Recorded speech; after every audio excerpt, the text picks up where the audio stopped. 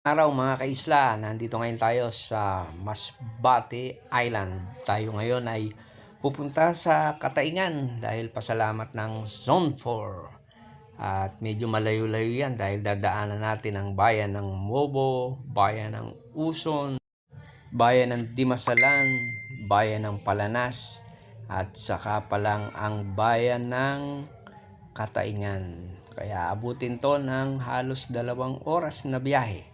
Yan, mood na lang, medyo maganda-ganda ang panahon dito sa Masbate, pero kanina maulan yan. At kahit papaano, maganda na ang kalsada ngayon dito. Dati, nung araw na ako'y unang napunta dito sa Masbate, paglagpas mo pa lang ng Mobo, grabe na ang mga lubak dito at halos rough road pa ito. Pero ito, malaki na ang improvement ng kalsada mula Masbate City hanggang sa dulo na ng Corpus. Bagaman may mga ilan na medyo pangit na kalsada, pero majority ng kalsada dito ay maganda na. At dahil nasa Masbate tayo, yan, marami nagtitinda ng isda sa mga gilid-gilid. Kaya naisipan namin huminto at kami ay bumili ng isda. Ang napili naming isda na bilhin ay isdang manuping. Halos 250 lang yan, 1 kilo. Kaya bumili kami ng mahigit 1 kilo para may ulamin kami. At sa tapat naman namin, ayan, nakita namin may nagtatransaksyon ng mga isda na malalaki.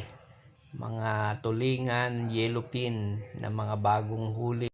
Dadali nila yan sa city at sa mga karatig bayan para ilako nila. Nakita nyo naman, mga sariwang-sariwa yung mga isda na malalaki na yan. At pagdating namin sa Kataingan, yan, nilinis na agad namin yung aming nahuli na isda na manuping.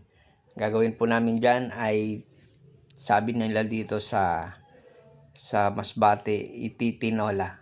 Ang alam ko kasi sa Bulacan, ang itinitinola manok. Pero dito sa Masbate, pagka sinabawan mo ang isda, ang tawag nila ay tinola.